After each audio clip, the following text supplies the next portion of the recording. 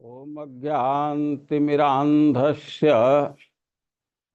ज्ञानाञ्जनशलाकया चक्षुरुन्मीलितं येन तस्मै श्रीगुरवे नमः। हे कृष्ण करुणा सिंधु दीनबन्धो जगत्पते गोपेश गोपिका कांत राधा कांत नमस्तुते। तप्त कांचन गौरांगे राधे वृंदावनेश्वरी वृषभानुसुते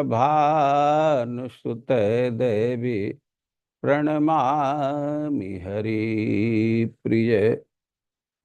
नमो महावदान्याय कृष्ण प्रेम प्रदायते कृष्णाय कृष्ण चैतन्य नामने गौरत्विषे नमः।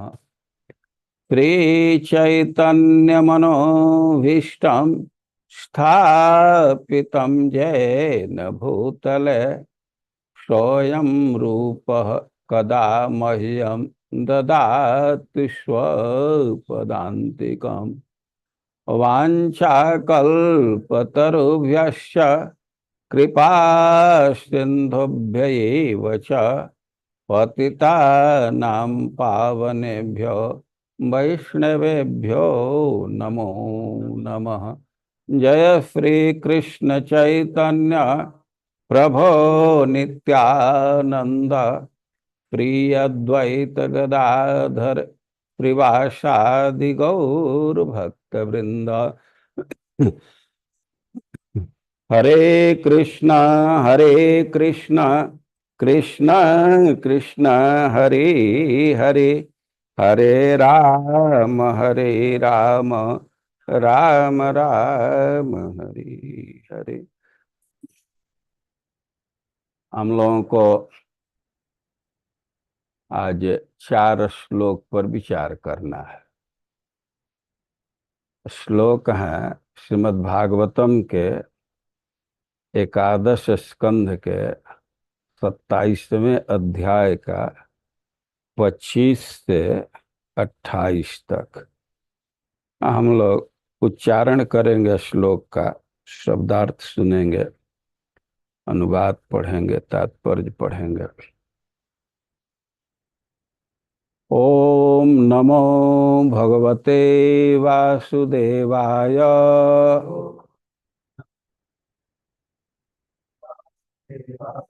ओम नमो भगवते वासुदेवाय।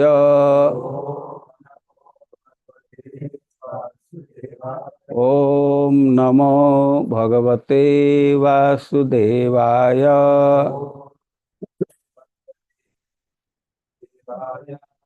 पाद्य उपस्पर्श अर्हण आदीन उपचारान प्रकल्पयेत धर्मादिभिः श नवभिः कल्पयित्वा आसनं मम पद्मम् अष्टदलम् तत्र कर्णिका केसर उज्ज्वलम् उभाभ्याम वेद तंत्राभ्याम मह्यम तु उभय सिद्धये। पाद्योस्पर्श पाद्योपस्पर्शार्हाण पाद्योस्पर्श पाद्योपस्पर्शणादीन उपचारान् प्रकल्पयेत् पाद्योस्पर्शर अर्हणादीन उपचारान् प्रकल्पयेत् धर्मादिभिश्च नवभिः कल्पयित्वा शनं मम पद्ममष्टदलं तत्र कर्णिकाकेशरोज्ज्वलम् उभाभ्यां वेदतन्त्राभ्यां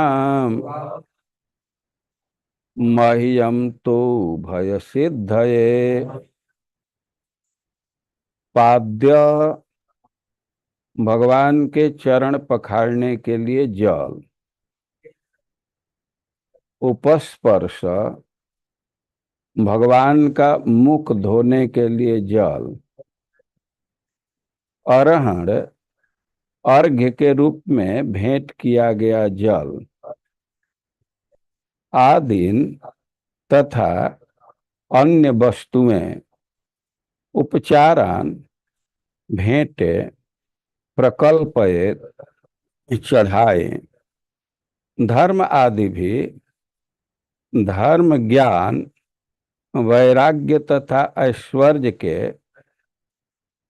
साकार रूपों के सहित च तथा नव भी नौ भगवान की शक्तियों कल्पयित्वा कल्पना करके आसनम आसन मम मेरा पद्म कमल अष्टदलम 8 पंखुड़ियों वाला तत्र उनमें कर्णिका कोश में केसर केसर से उज्ज्वलम तेजवान उभाभ्याम दोनों साधनों से वेद तंत्राभ्याम वेदों तथा तंत्रों से मह्यम मुझको तो तथा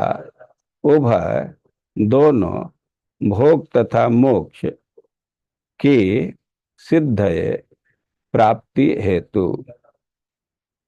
अनुवाद। पूजा करने वाले को चाहिए कि सर्वप्रथम मेरे आसन को धर्म ज्ञान त्याग तथा ऐश्वर्य के साक्षात देवों से तथा मेरी 9 आध्यात्मिक शक्तियों से अलंकृत होने की कल्पना करे।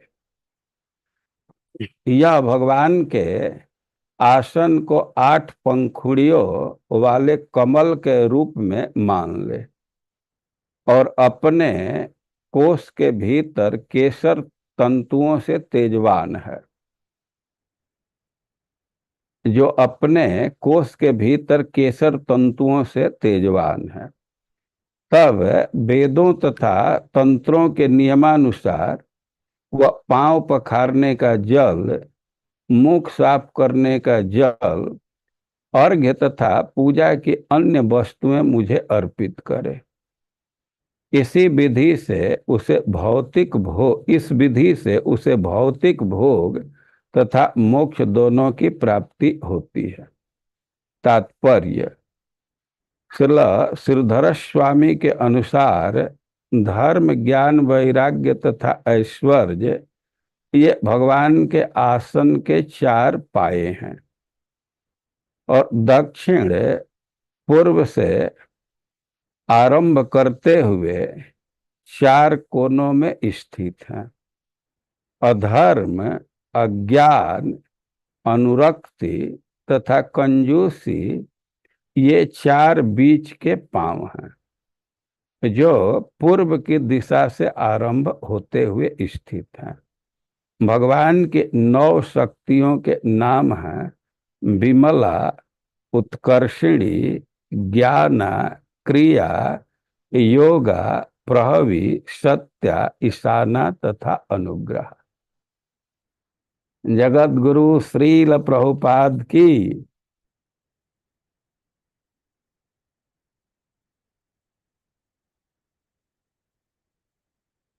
पाद्योस्पर्शार हणादीन उपचारान प्रकल्पयेत धर्मादिभिश्च नौभि कल्पयित्वासनं मम पद्मम अष्टदलम तत्र कर्णिका केसरोज्ज्वलम उभाभ्याम वेद तंत्राभ्याम मह्यम तु भय सिद्धये। आप लोग इन श्लोकों के पीछे के श्लोकों की व्याख्या सुन चुके हैं। एक क्रिया योग का वर्णन भगवान कर रहे हैं। उद्धव जी इस अध्याय के प्रारंभ में अपनी इच्छा प्रकट किए हैं, अपनी स्पृहा प्रकट किए हैं इस विषय का श्रवण करने के लिए।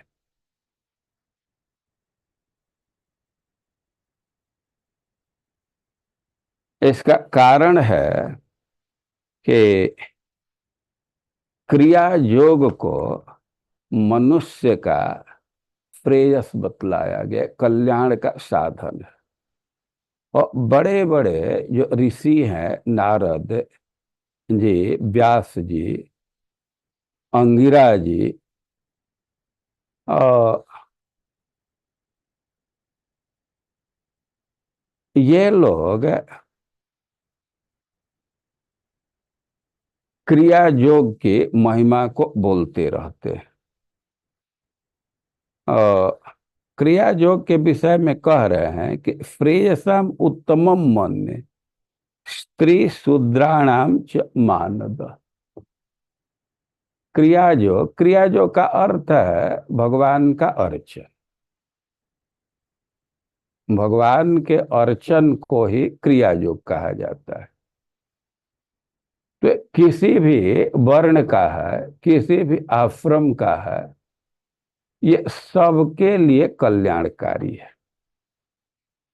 कोई कोई कृत्य है कि उसमें स्त्री का अधिकार नहीं है, शूद्र का अधिकार नहीं है, लेकिन यहाँ उद्धव जी कह रहे हैं कि प्रेयसाम उत्तमम मन्ये स्त्री शूद्राणाम च मानद।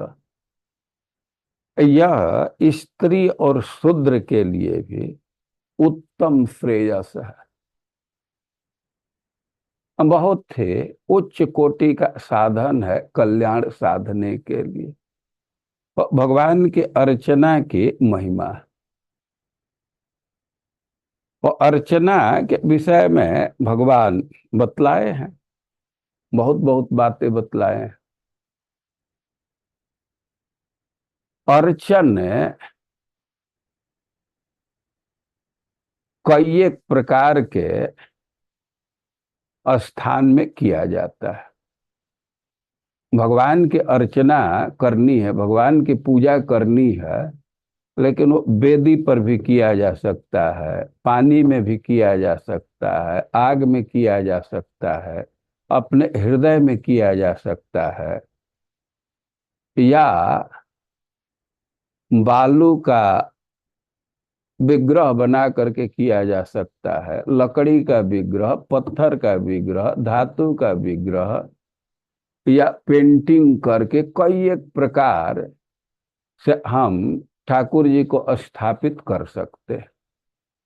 ये सबके लिए साधन है, पर इसमें विकल्प भी बहुत है।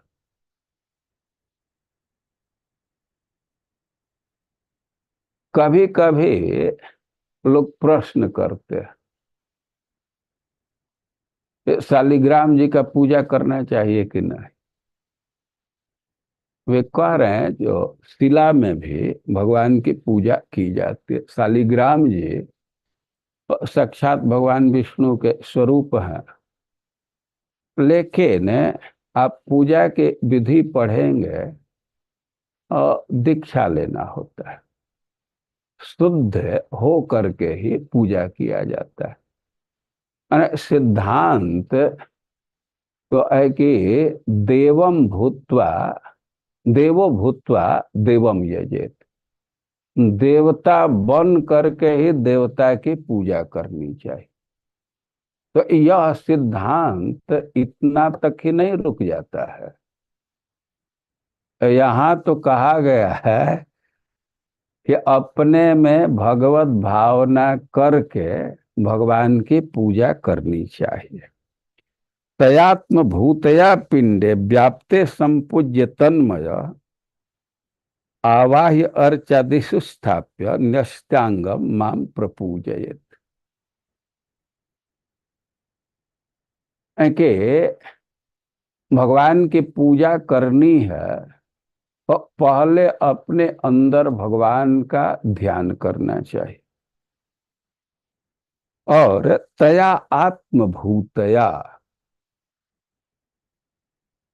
अपनी अनुभूति के अनुसार सोचा गया।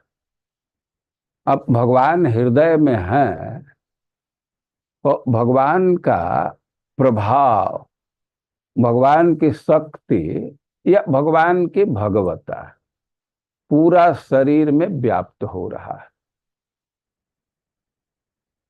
भगवान के जो भगवता है तो हमारे शरीर में भी वो व्याप्त हो रहा है। उदाहरण दिया गया है कि जैसे दीपक है तो दीपक का प्रकाश पूरे कमरे में फैल जाता है, और उसी तरह भगवान का प्रकाश, भगवान की भगवता हमारे हृदय, हमारे शरीर में फैल रही है।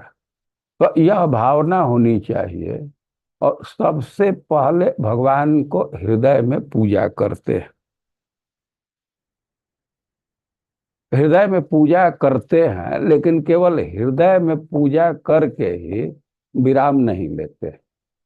अब इसके बाद आवाह्य अर्चादिषु स्थाप्य न्यस्तांग माम प्रपूजयेत।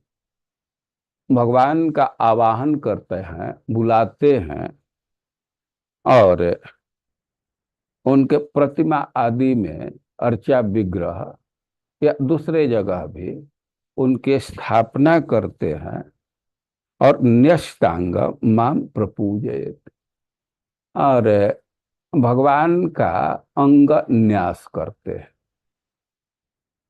देखिए, दो शब्द आता रहता है, कर न्यास, अंग न्यास। और कुछ मंत्रों को अंगुली पर रखते हैं तो कर न्यास है, और अंगों पर उसको रखते हैं वो अंग न्यास है। और पुजारी लोग अपने अंगों पर भी न्यास करते हैं, और भगवान के श्री विग्रह पर भी न्यास करते हैं। और भगवान को बुला रहे हैं, उनका सत्कार करना है, उनका अर्चन करना है, और सबसे प्रथम कृत्य है भगवान को आसन देना। आप अर्चन विधि में पढ़ेंगे तो अभिगम, भगवान का स्वागत करना, उनको बुलाना, वेलकम करना, ये प्रथम कार्य है। और भगवान को बुला रहे हैं तो बुलाए उनको आसन देना होगा ना। सबसे पहले उनको आसन देना होता है। तो कह रहे हैं कि भगवान को आसन प्रदान करना होता है, लेकिन अब आसन कैसा है, कहाँ है, ये सब है कि भावना होनी चाहिए। वो कह रहे हैं कि धर्मादि भी नौ भी कल्प इत्वा आसनम मम पद्मम अष्टदलम तत्र कर्णिका केसरोज्ज्वलम। भगवान के आसन के विषय में कह रहे हैं कि धर्मादिभिश्च, धर्म आदि के द्वारा या धर्म आदि के साथ। तो धर्मादि भी बहुवचन में बोल रहे हैं, तो धर्म तो आदि है, एक है, इसके साथ और कौन है? क्या? तो नव भी तो अलग है। पहले धर्म जिसमें आदि है उनके साथ,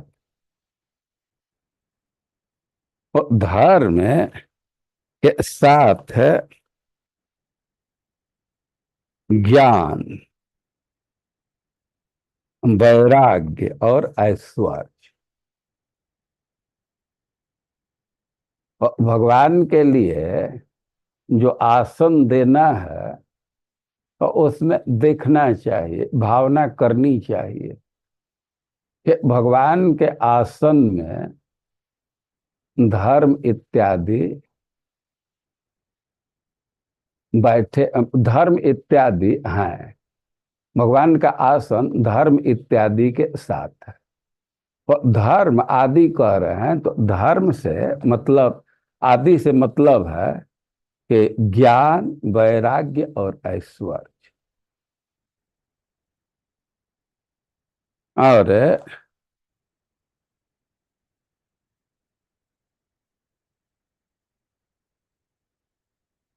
नौ भी, भगवान के नौ शक्तियां हैं।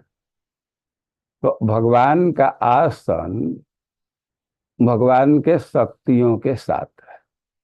नौ शक्ति कौन कौन? नौ शक्ति है: विमला, उत्कर्षिणी, ज्ञान, क्रिया, योगा, प्रहवी, सत्या, ईशाना, अनुग्रह।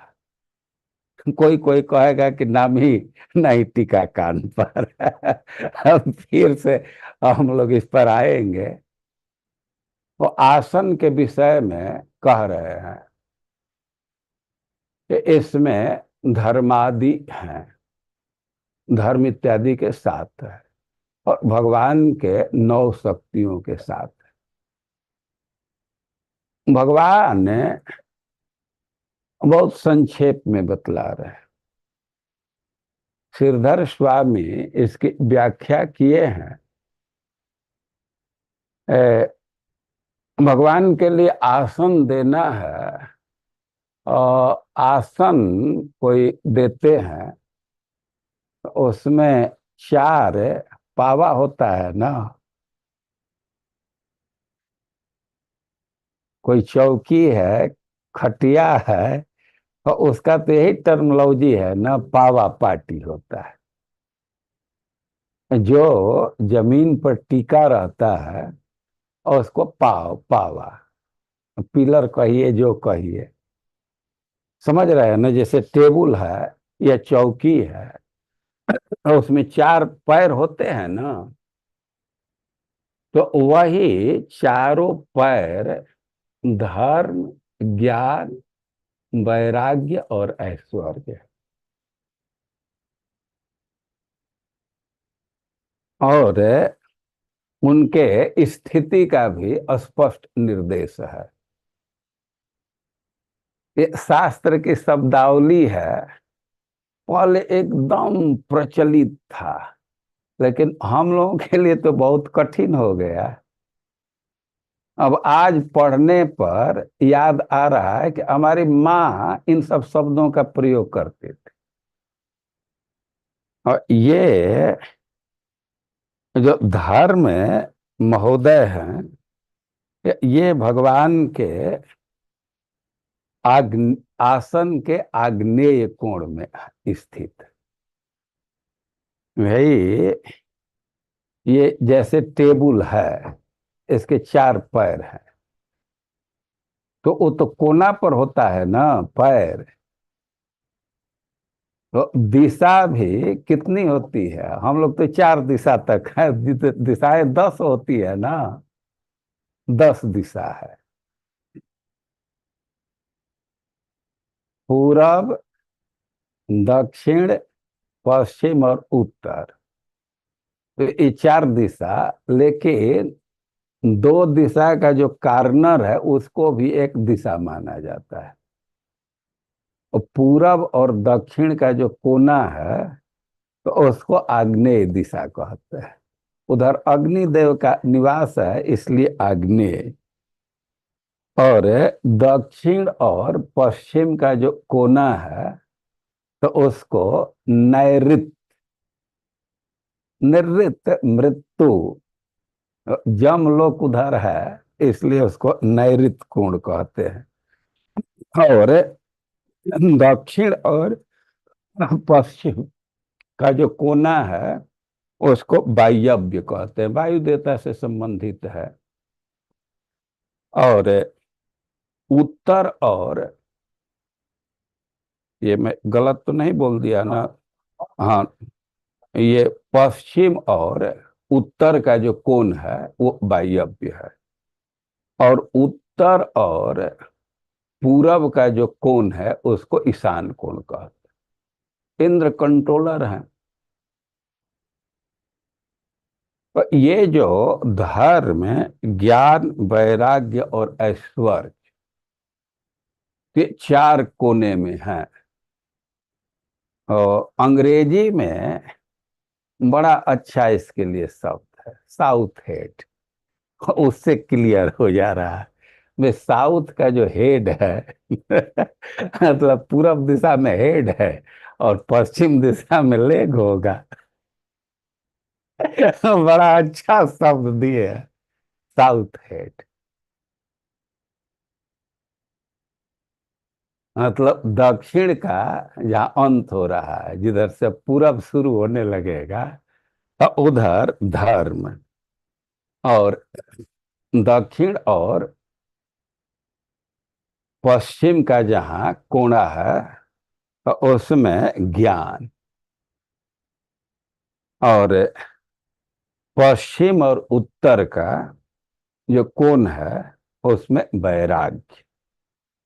और उत्तर और पूरब का जो कोण है, उसमें ऐश्वर्य।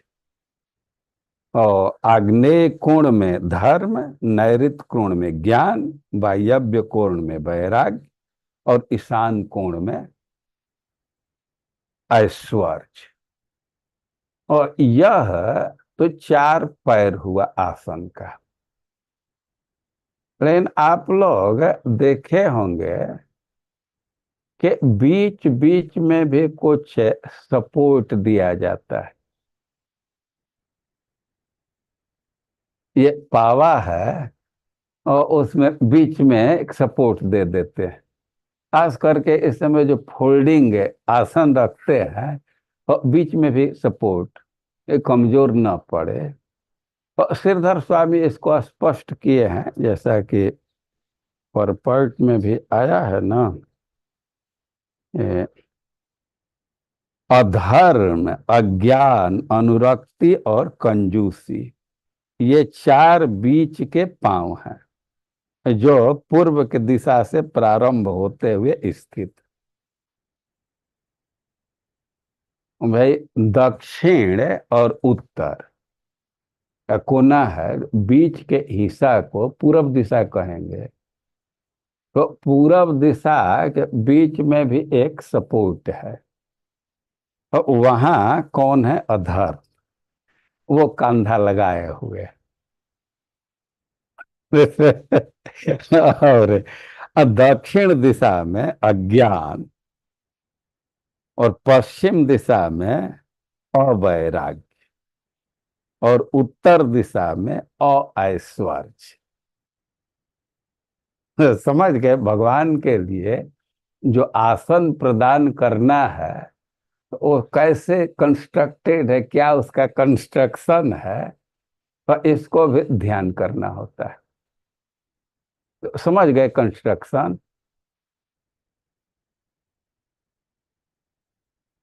ये वो पावा पार्टी का वर्णन हुआ।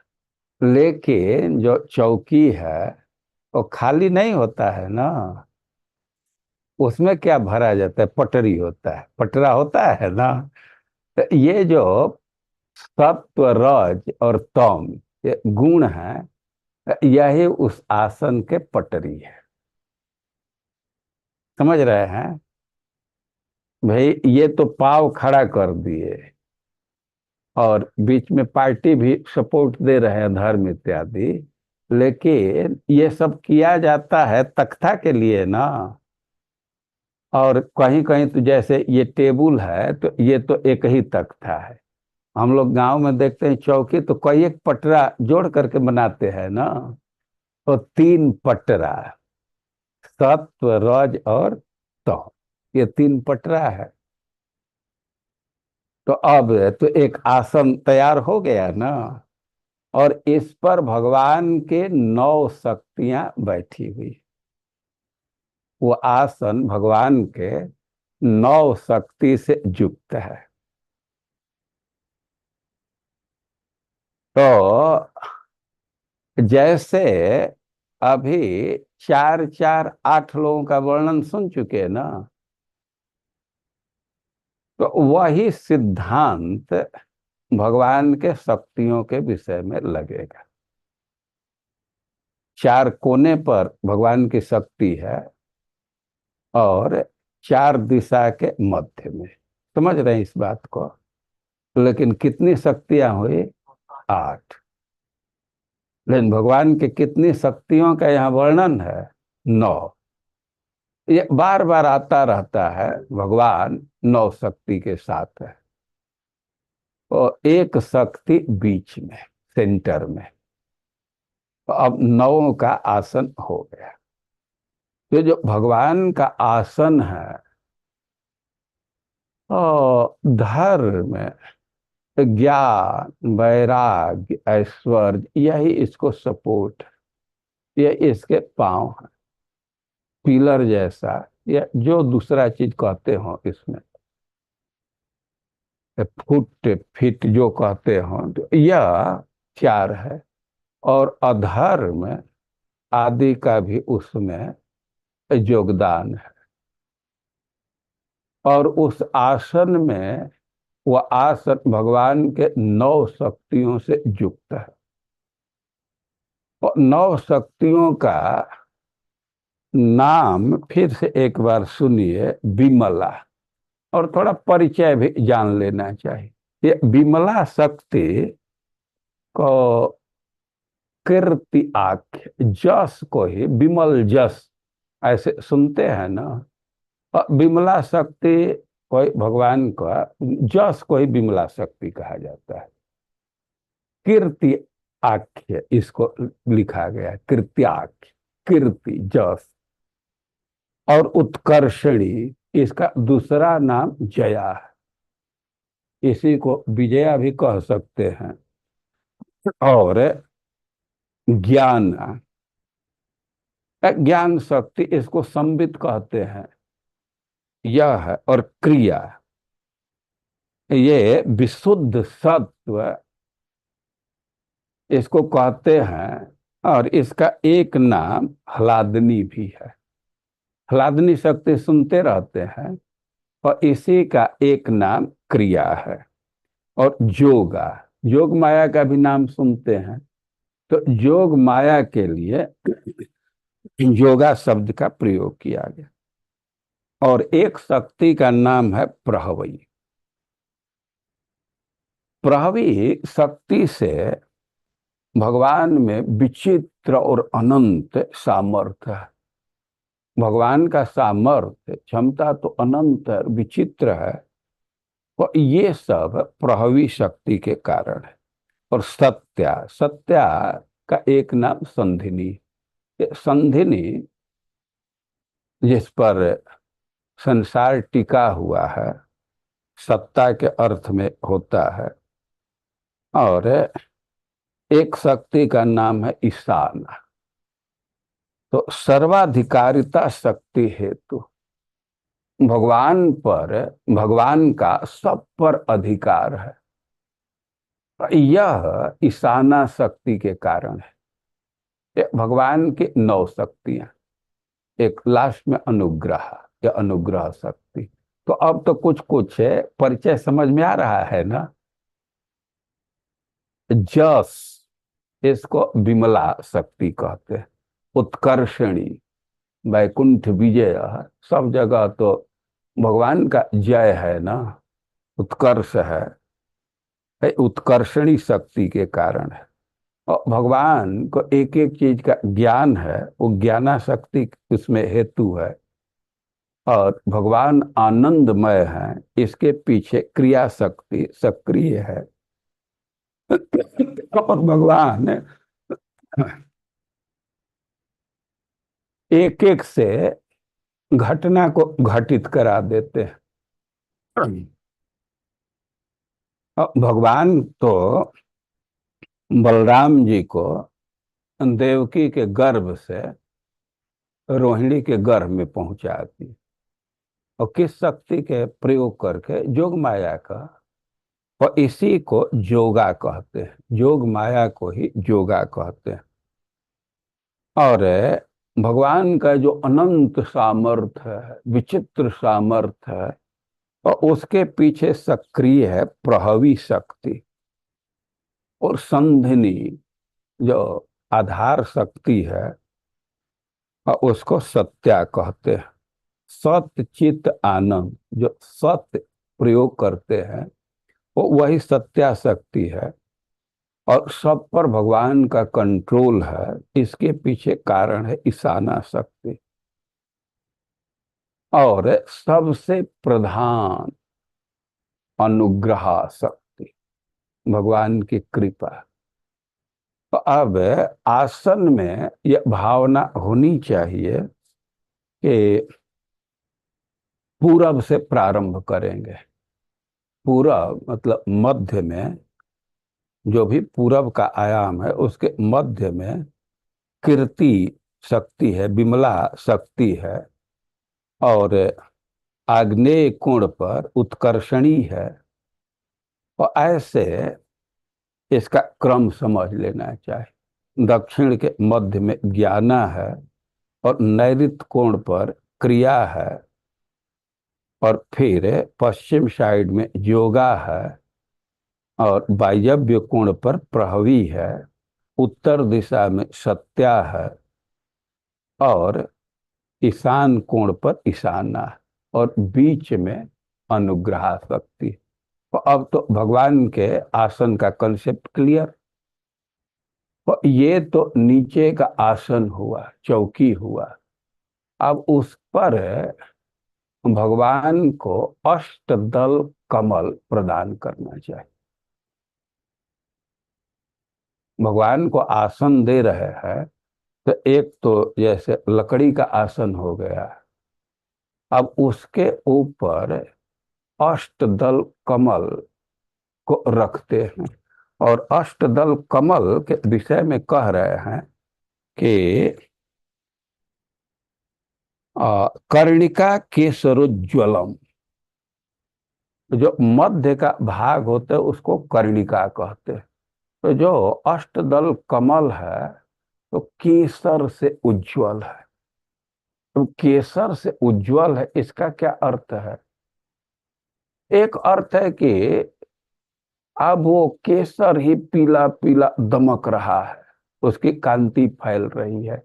या दूसरा अर्थ है, यह भावना होनी चाहिए कि कर्णिका में सूर्य और चंद्रमा का निवास है। जैसे जो आसन के चारों तरफ है भगवान की शक्तियां हैं, तो जो कमल का आसन प्रदान कर रहे हैं, तो उसके कर्णिका में सूर्य और चंद्रमा का प्रकाश शक्ति है। क्योंकि ऐसा वैदिक साहित्य में विधान किया गया है कि कर्णिकायाम नसेत सोम सूर्य सोमाग्नि उत्तरोत्तरम। विधान किया गया है कि कर्णिका में सूर्य चंद्रमा और अग्नि को रखना चाहिए। मतलब प्रकाश के अर्थ में, ताप के अर्थ में नहीं। उज्ज्वला, प्रकाश से वह उज्ज्वल है। तो यह आसन है। सबसे पहले भगवान को आसन प्रदान करना चाहिए। अभी आसन प्रदान करना चाहिए, उसी में अधर्म को स्थापित कर दी, ये तो बड़ा झंझट वाला काम है। भगवान का आसन तो दिव्य है, वहां अधर्म कहाँ से पहुंच जाएगा? और सिद्धांत समझना चाहिए कि जो अधर्म, अज्ञान और इनके भी अंतरात्मा है ना, तो अंतरात्मा को ग्रहण करना चाहिए। वो अंतरात्मा उनका सक्रिय है।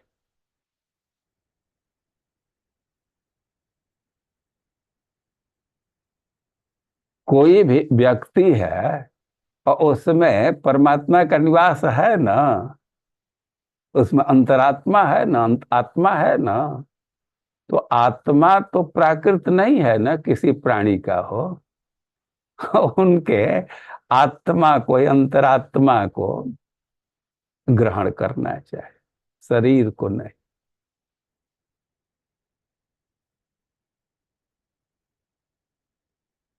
और जो गुण है तो वह भी अप्राकृत गुण है, प्राकृत सत्व रज तम नहीं है।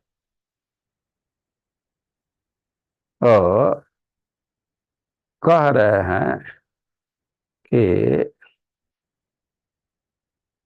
ये तो आसन दिए, अब इसके बाद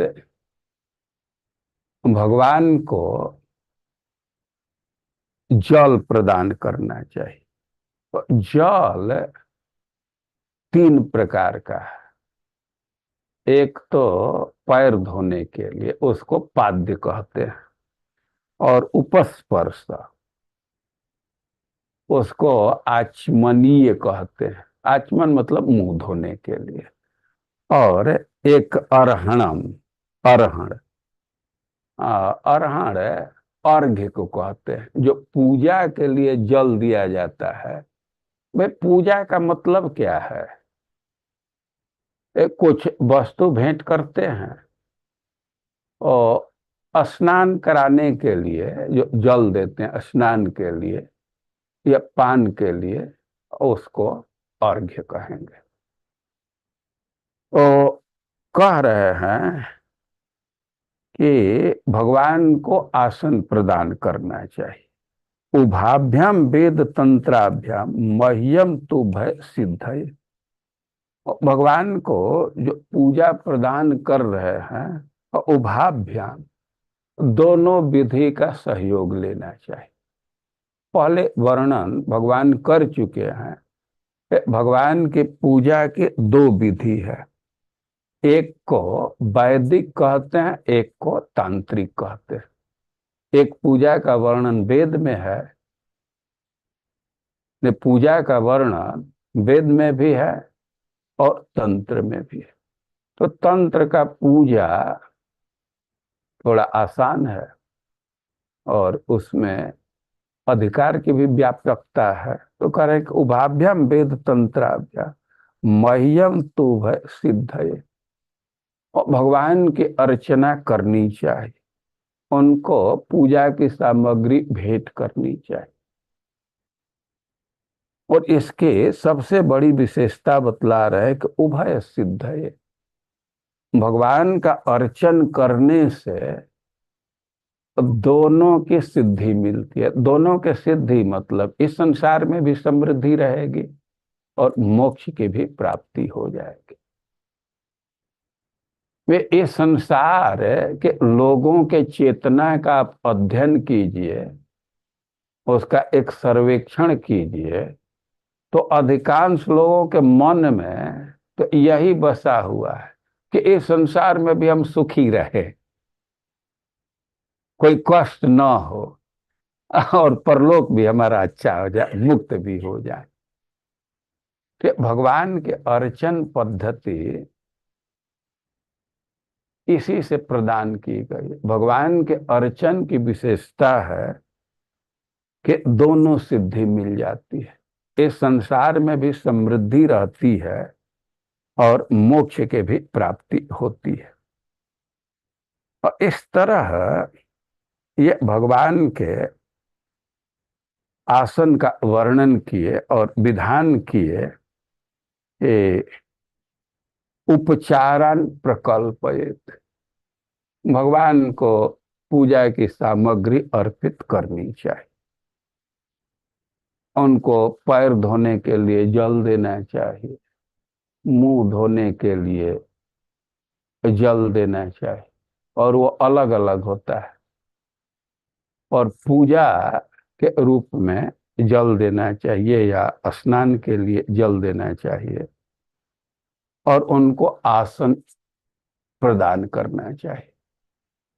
तो आसन का एक विवरण यहाँ प्रस्तुत किया गया है, और कह रहे हैं कि अर्चन पद्धति से भगवान की पूजा करने से हमारा यह लोक भी अच्छा रहता है और परलोक भी अच्छा रहता है, उभय सिद्ध है।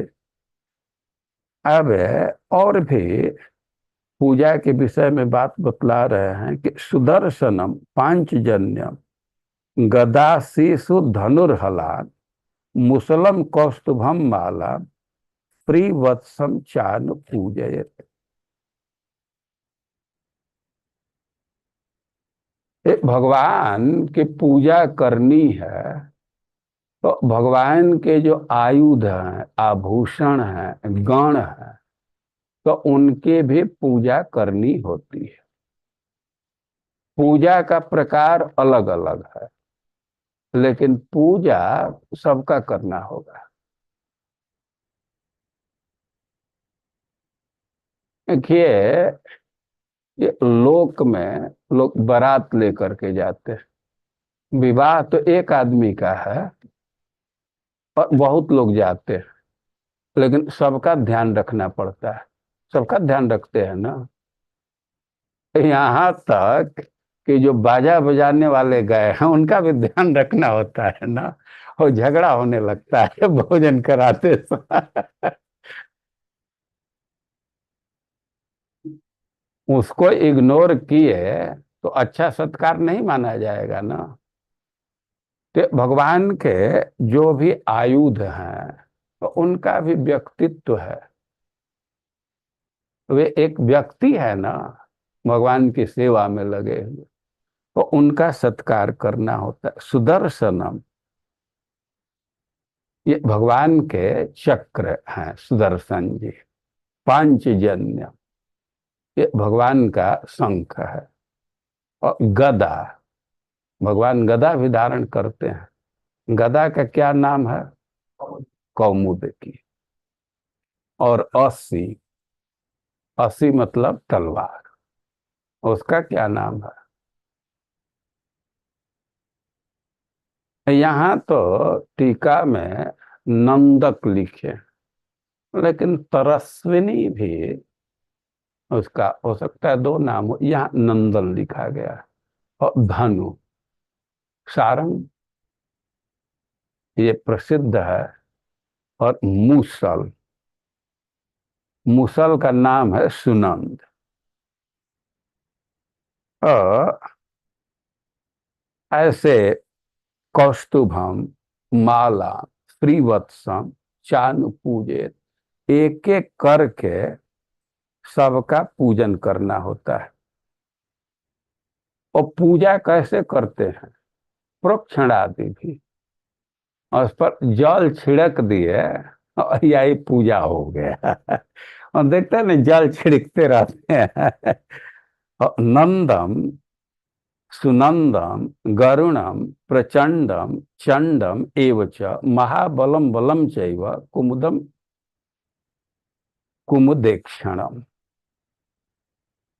भगवान के कुछ बॉडीगार्ड हैं, अनेक बॉडीगार्ड हैं। भगवान के भी रक्षक रहते हैं ना, उनके परिकर हैं, जरूरत पड़ने पर सक्रिय हो जाते हैं।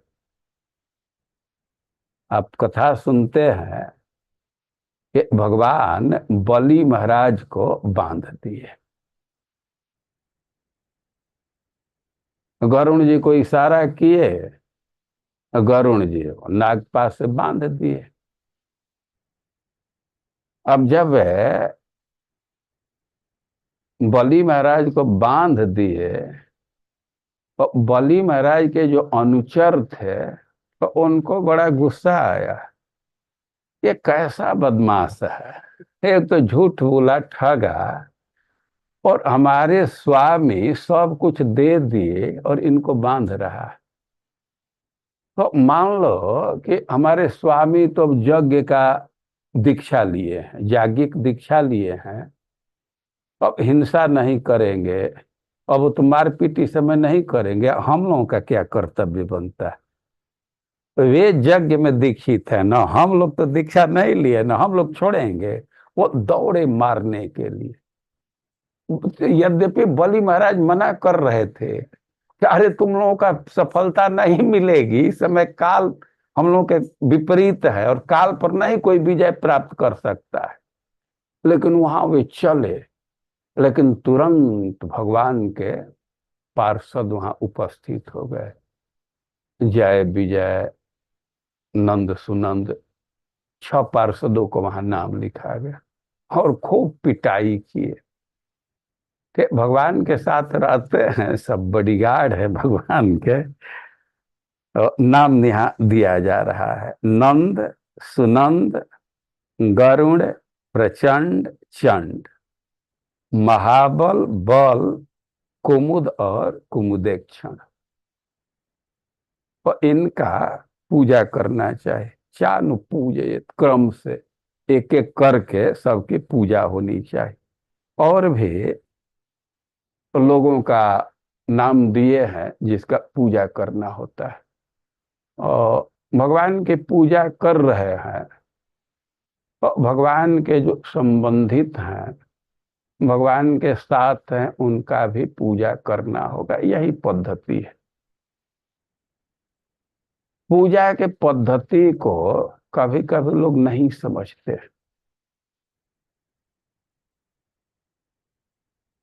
किसी के यहाँ जाइए और सन्यासी के लिए तो क्या क्या बना बना करके देने लगते, और एकदम भूल जाते हैं कि उसके साथ ब्रह्मचारी भी है। यह ठीक नहीं है। ब्रह्मचारियों का भी ध्यान रखना होता है। जो आपका प्रिय व्यक्ति है और उसका सम्मान न कीजिए, और केवल आपका ही कोई सम्मान कर रहा है, तो आपको अच्छा लगेगा? अच्छा नहीं लगेगा ना। वे ग्रुप में है, पर लीडर का महत्व है, लेकिन अब केवल उसी का सम्मान किया जाए, दूसरे को न किया जाए, तो उसको अच्छा नहीं लगेगा ना। श्रीमद् भागवतम में कथा है कि भगवान एक साथ श्रुतदेव पंडित के पास गए और बहुलाश्व के पास। तो भगवान के साथ कई एक ऋषि मुनि भी थे, और बहुलाश्व तो सबका सत्कार किए, और ये श्रुतदेव पंडित भगवान के सत्कार में ही रह गए। उनको आसन वही जो था बिछाए, अब दूसरे तरफ ध्यान नहीं था। इसी से भगवान भाषण करने लगे, ब्राह्मणों की महिमा ना। हाँ, खूब खूब बोले महिमा। भगवान के पूजा के विषय में भगवान अपने मुख से ही बतला रहे हैं कि हमारे जो भी आयुध हैं, आभूषण हैं या पार्षद हैं, और सबकी पूजा होनी चाहिए। अनुपूजित क्रम से पूजा करनी होती है। और अर्चन पद्धति का भगवान वर्णन कर रहे हैं। यह बड़ा ही उपादेय है इस अर्थ में कि एवं क्रिया जोग पथ है पुमान वैदिक तंत्र के अर्चन उभयतः सिद्धि मत्तो बिंदंत अभिप्सिता। इससे दोनों संसार, यह लोक परलोक, दोनों मंगलमय हो जाता है। इस संसार में कई एक समस्या है, और भगवान के अर्चन करने से वो सब समस्या समाप्त हो जाती है, कम हो जाता है। और सबसे बड़ा लाभ होता है कि भगवान से एक संबंध उभरने लगता है। संबंध तो नित्य है, लेकिन पूजा करने से वो बड़ा तेजी से उभरता है। जैसे कोई माता पिता है, खास करके माँ है, बच्चे की सेवा कर रही है, तो संबंध और पुष्ट हो जाता है। तो भगवान की सेवा करते हैं तो हमारा जो ओरिजिनल संबंध है वो शीघ्र ही प्रकाशित हो जाता है। और एक भारी समस्या है कि यहाँ व्यक्ति कहीं कहीं फंसावट महसूस कर रहा है, अपने पुत्र में, परिवार में, समाज में। और बहुत भारी बंधन है। और बंधन कर्तव्य का ही केवल नहीं है। कर्तव्य का बंधन तो उतना बाधक नहीं है, राग का बंधन है, अटैचमेंट है। और रागाद्य कुलचित्ता नाम कुतो संगादि संभव इति कृष्णार्चनम भद्रम अनुस्मृत्यान पृच्छति। इस संसार में जो राग है या बुरी आदत है, और भगवान के अर्चन से उस पर व्यक्ति शीघ्र ही विजय प्राप्त कर लेता है। अब ठाकुर जी घर में हैं और ब्याह बारात में बहुत रुकने का टाइम ही नहीं है, बहुत इनविटेशन भी है, बहुत आग्रह है, थोड़े देर के लिए गए, भाग करके आना पड़ेगा ठाकुर जी की सेवा के लिए। और ठाकुर जी नहीं है तो क्लब में कहाँ कहाँ लोग जाते रहते हैं। तो ये सब दुर्गुण को समाप्त करना है, और उसके लिए भी भगवान के अर्चन बहुत महत्वपूर्ण है। और सबसे भाई सर्व कामाप्ति हेतुश्च यह सद्य चित्त प्रसाद का सर्व कामाप्ति हेतुश्च।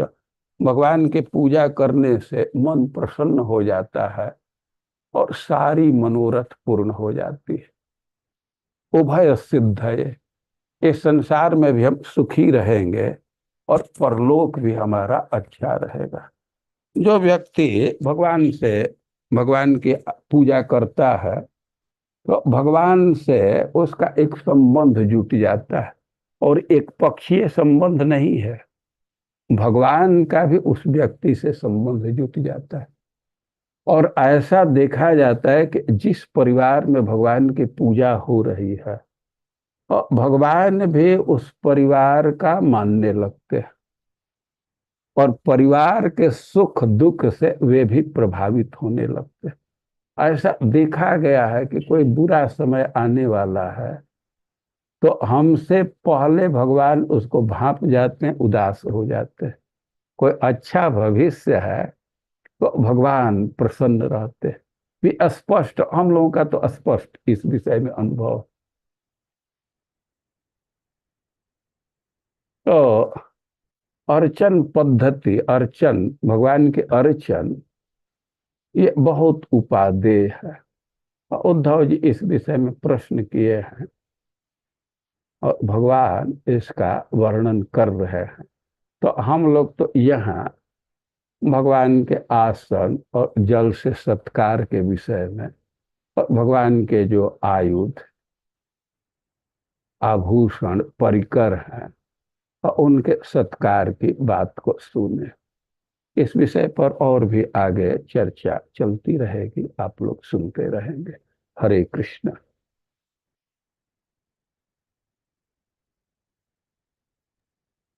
हरे कृष्ण महाराज। बहुत ही सुंदर कथा।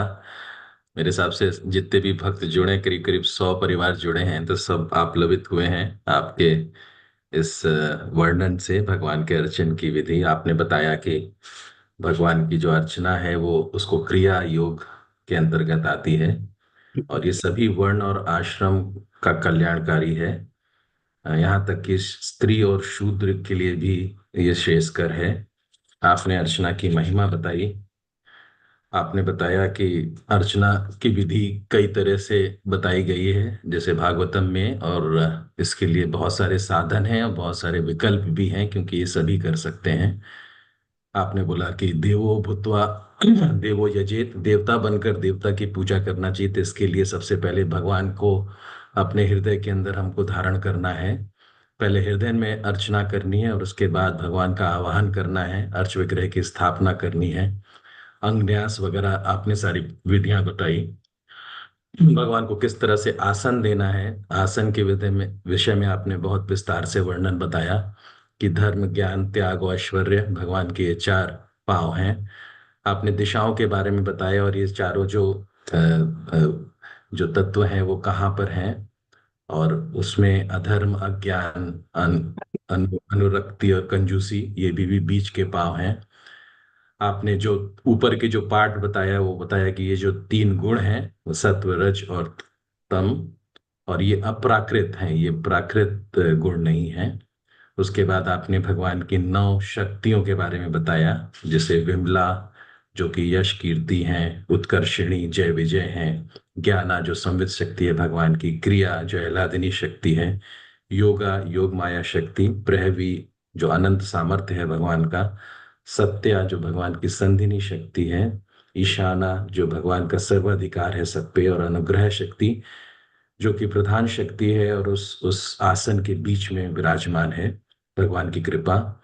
भगवान को अष्टदल कमल में भगवान के आसन, भगवान को आह्वान करना चाहिए, और जो कर्णिका है उसकी, वो सूर्य चंद्र का निवास है। जल आदि से कैसे भगवान को अर्घ देना है, और अंत में आपने बताया कि अर्चना करने से लोक और परलोक दोनों की सिद्धि होती है। इसके अलावा भगवान की जितनी सामग्रियां हैं, जैसे आयुध है, अलंकार है, उनका भी हमको अर्चना करनी है, और भगवान के जितने पार्षद हैं, जिनके जितने अंगरक्षक हैं, उनको उनका भी हमको आह्वान करके उनका भी उनको पूजा अर्घ देना है। अर्चना विधि हमारी सभी समस्याओं का निदान है, और हमको जो ये राग का बंधन है उसकी आसक्ति से हमको छोड़, मतलब हमको अलग करती है, और हमारे सारे मनोरथों को पूर्ण करती है। महाराज, बहुत बहुत धन्यवाद। आपके मुखारविंद से इतने अच्छे वचन के द्वारा भगवान की अर्चना की पद्धति को हमने, हमसे अच्छा आप प्रस्तुत कर दिए, ठोस रूप में, बहुत कम समय में शब्दार्थ को आप प्रस्तुत कर दिए। तो भक्तों का कोई प्रश्न हो तो आप महाराज से जरूर पूछिए। महाराज हमारे साथ हैं।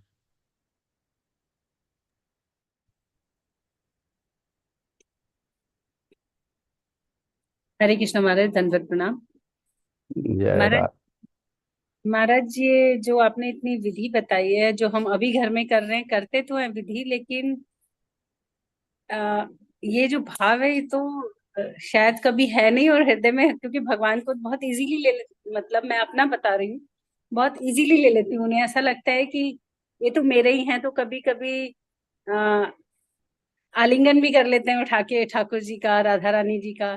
तो फिर ये हम तो शुद्ध नहीं है बिल्कुल भी।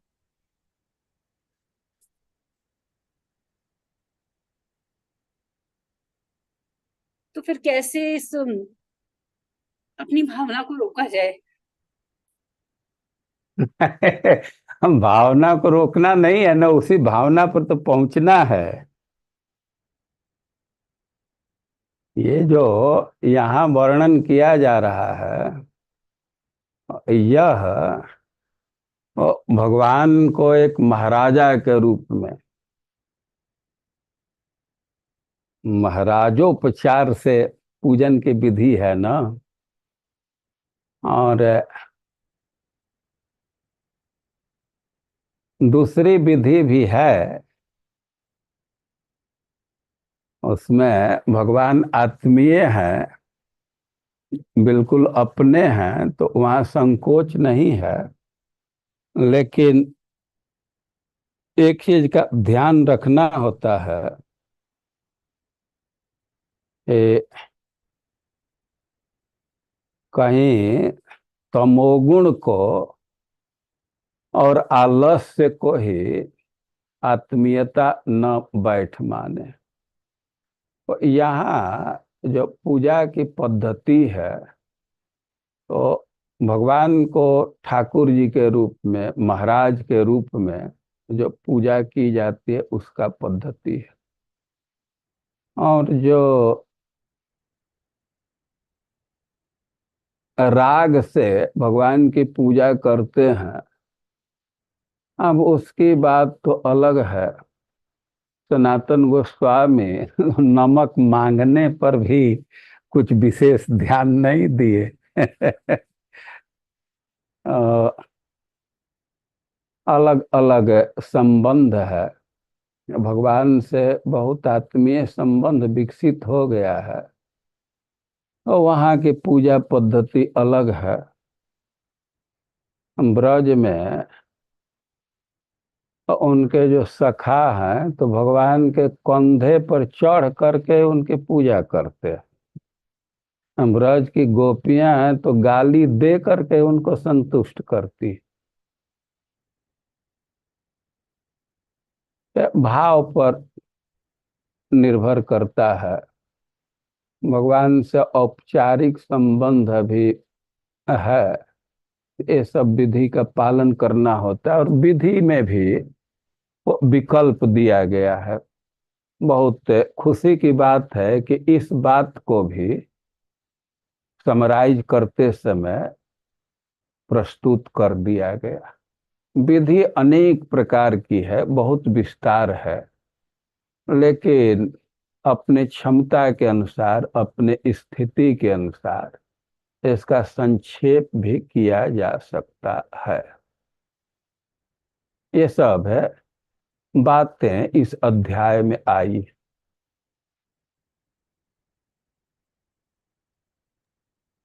जी महाराज। सबसे सबसे महत्वपूर्ण बात है कि नानोपचार कित पूजन मार्त बंध प्रेमणैव भक्त हृदय सुख विद्रुतम स्यात्। ये सब है बातें इस अध्याय में भगवान कह रहे हैं कि हम बहुत बहुत सामग्री से बहुत संतुष्ट नहीं हो जाते।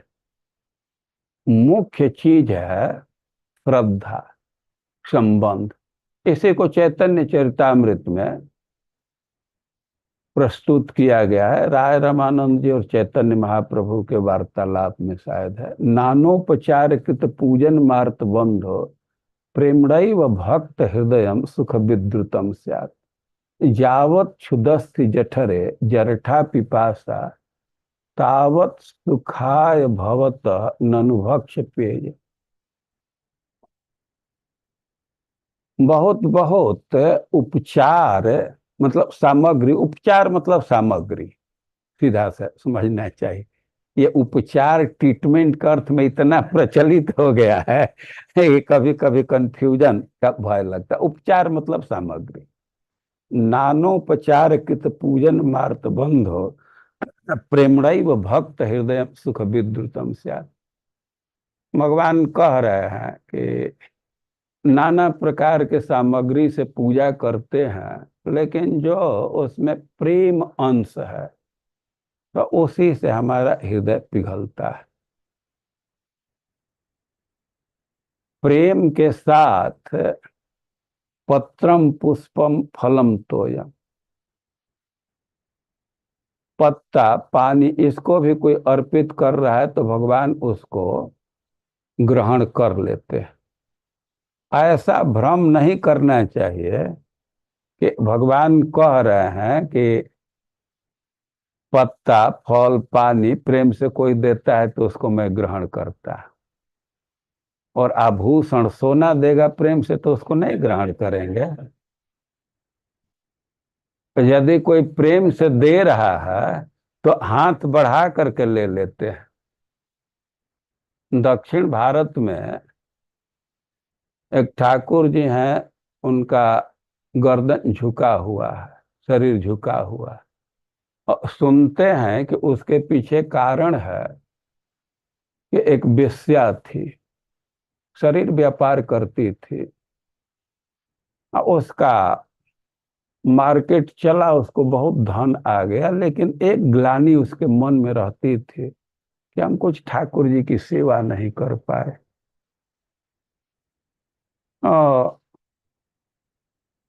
हम कोई बतलाए कि तुम्हारे पास धन है, आभूषण दे सकती हो, और आभूषण बनवा करके ठाकुर जी को देने के लिए जा रहे थे। नजदीक पहुंची तो उसको रजो धर्म प्रारंभ हो गया, अब तो अपने अशुद्धि पर विचार करके और वहीं से वे लौटने लगे। लेकिन भगवान हाथ बढ़ा करके झुक करके उसके आभूषण को ग्रहण कर लिए। हम यह कह रहे हैं कि प्रेम से जो चीज दिया जाता है उसको ग्रहण करते हैं। भाई फिर वो झगड़ा प्रारंभ हो जाएगा हमारे बात से। ये समझ लीजिए कि हम सोना के आभूषण की बात कर रहे हैं, भोजन की बात नहीं कर रहे हैं। प्रयतात्मनः भोजन अर्पित करना है तो शुद्ध अवस्था में ही अर्पित करना है। ये समझ रहे हैं ना, सोना चांदी अशुद्ध नहीं होता है। कुछ कुछ है चीज है। हम यह कह रहे हैं कि नानोपचारित पूजन मार्त बंध हो। तो प्रेम से देते हैं तो उसी से भगवान का हृदय पिघलता है। वो प्रेम से कोई पत्ता भी दे तो उसको स्वीकार कर लेते हैं। यह नहीं कि पत्ता देता है उसको स्वीकार, पत्ता भी दे तो उसको स्वीकार कर लेते हैं। प्रेम से वृक्ष का पत्ता देंगे उसको भी स्वीकार कर देंगे, और प्रेम से बैंक का पत्ता देंगे वो भी स्वीकार कर लेंगे। प्रेम अंश होना चाहिए और उसी से उनका हृदय पिघलता है। उदाहरण दे रहे हैं कि जावत क्षुधस्ति जठरे जरठा पिपासा, पेट में प्रबल भूख प्यास है और उसी समय खाने का चीज या पीने का चीज अच्छा लगता है। भूख नहीं है तो अब तो केसर वाला दूध भी कठिन पड़ जाएगा, मिठाई भी कठिन पड़ जाएगा। भूख रहने से वो अच्छा लगता है ना। और जो भी भगवान के पूजा सामग्री देते हैं, अर्पित करते हैं, भगवान का हृदय प्रेम अंश से पिघलता है। और प्रेम मुख्य चीज है। कोई कोई कह सकता है कि ये प्रेम से हृदय पिघलता है तो हम केवल प्रेम ही अर्पित करेंगे, अब वस्तु की क्या जरूरत है। लेकिन ये सब कंजूसी का लक्षण है। प्रेम का लक्षण है कि वो देना चाहता है। जिसके हृदय में प्रेम रहेगा और अपनी क्षमता के अनुसार वो देगा ही, ऐसा नहीं कि आवश्यकता से देगा। हम बाजार में जाते हैं, माता पिता और बच्चे से स्नेह है प्रेम है तो उसके लिए भी कुछ खरीद करके लाते हैं। और प्रेम रहने से तो आदमी अपनी मैक्सिमम क्षमता पर जा करके भगवान को भेंट करता है, अर्पित करता है। लेकिन प्रेम अंश ही मुख्य चीज है, उसी से भगवान का हृदय पिघलता है। भगवान को वस्तु की कमी नहीं, केवल वस्तु से नहीं पिघलेंगे। भाई ध्यान रखिएगा, हम ये नहीं कह रहे हैं कि वस्तु से नहीं पिघलेंगे, केवल वस्तु से नहीं पिघलेंगे, प्रेम चाहिए उसके। प्रेम मुख्य चीज है। प्रेम से जो भी अर्पित करेंगे तो उसको स्वीकार करेंगे। पूजा की एक पद्धति है जिसका भगवान से संबंध विकसित है, तो भगवान से बात करते हैं, विनोद करते हैं। ब्रज में लाड़ लड़ाते हैं, ये शब्द का प्रयोग करते हैं, उनकी बात दूसरी है।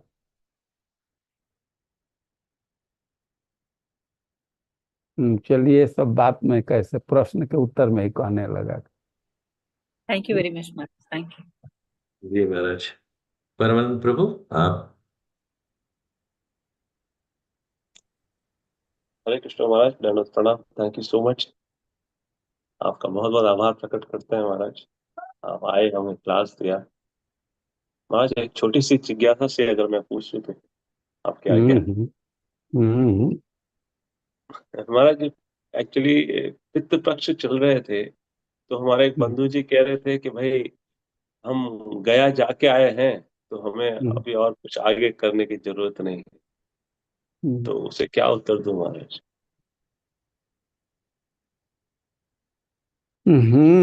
गया में जाने से, पिंडदान करने से पितरों का उद्धार हो जाता है।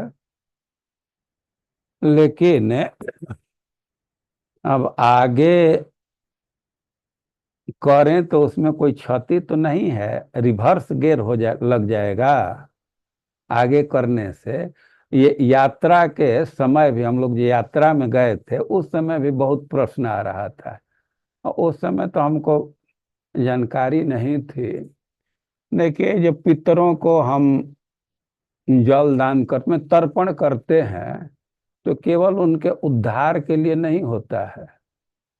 और जो भी देंगे तो उनके अकाउंट में वो जमा होगा, और किसी भी जीवन में वे उसका उपयोग कर सकते हैं। जो भक्ति में लगे हुए हैं तो भक्ति से ही पितरों का उद्धार हो जाएगा। लेकिन जो पितर के लिए तर्पण कर रहे हैं उससे शुद्ध भक्ति में कोई हनन नहीं है। इसी से शुद्ध भक्ति की परिभाषा में रूप गोस्वामी कहते हैं अन्याभिलाषिता शून्यम। अन्य अभिलाषा की वृत्ति तो जीरो, लेकिन ज्ञान कर्माद्य अनावृतम, ज्ञान और कर्म को जीरो नहीं किए। यह पॉइंट होना चाहिए कि भक्ति आवृत नहीं होना चाहिए। थोड़ा सा अवकाश है जो समाज के लिए आवश्यक है, जो परम कल्याणकारी है, वो सब अनुष्ठान करते हैं और पितरों को तर्पण करते हैं। तो ऐसा नहीं है कि अनन्या भक्ति में क्षति हो रही है, लेकिन फिर भी जो अनन्य भक्त है तो देवता पितर की अर्चना छोड़ करके केवल भगवान के ही शरण में रहते हैं, उन पर कोई दोष नहीं लगता। अनन्य भक्त का यही लक्षण दिया गया। और जो भक्त हैं वे भी प्रायः करते हैं तर्पण, लेकिन कदाचित तो तर्पण न भी करें तो कोई दोष नहीं है। अच्छा, जो गया जी की बात कह रहे हैं, निश्चित गया जी में कर लिए तो जो आवश्यक कृत्य है पितरों के प्रति हो गया पूरा। लेकिन आगे अब जल दान कर रहे हैं या वार्षिक श्राद्ध कर रहे हैं, तर्पण कर रहे हैं, तो उसे क्षति नहीं होगी। जो भी देंगे तो पितर के अकाउंट में जाएगा और उसका उपयोग वो कभी कर सकते हैं।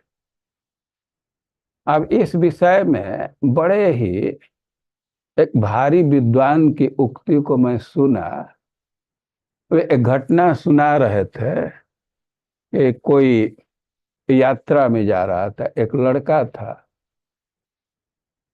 उसके माता पिता किसी दूसरे के साथ लगा दिए। ट्रेन में उसको बहुत प्यास लग गई, लेकिन अब वो अवसर देख रहा था कि ट्रेन जहाँ रुकेगी उपयुक्त अवसर होगा तो उसको जल ला करके देंगे। और वैसा आया बहुत देर के बाद, तो लड़के को देखा, ना ना ना, अब हमको जरूरत नहीं है, मैं प्यास नहीं है। अरे प्यास नहीं है, कैसे तुम्हारा प्यास खत्म हो गया? और हमारे जो वंशज हैं जो जल दान किए थे, तो उसी को मैं ले लिया इस मौके पर। मैं सुनी हुई बात कह रहा हूँ, कहीं पढ़ा नहीं हूँ। और सिद्धांत यह है कि मान लीजिए कि गया तर्पण कर दिए, उसके बाद भी तर्पण करते हैं तो उससे कोई क्षति नहीं है, कोई निगेटिव मार्किंग नहीं हो जाएगा। वैसे जो भक्ति में लगे हुए हैं तो उनको अलग से ये करना आवश्यक भी नहीं। भक्ति अच्छा से करेंगे, उसी से पितर का मंगल होगा। और कुछ आपके प्रश्न पर मैं बोला, कुछ समझ में आ रहा है? कुछ जी पॉइंट महाराज जी। किया आप? जी जी, थैंक यू महाराज। मतलब कोई क्षति नहीं है अगर हम करते भी हैं तो हाँ, उससे कोई क्षति कोई नहीं। क्षति नहीं।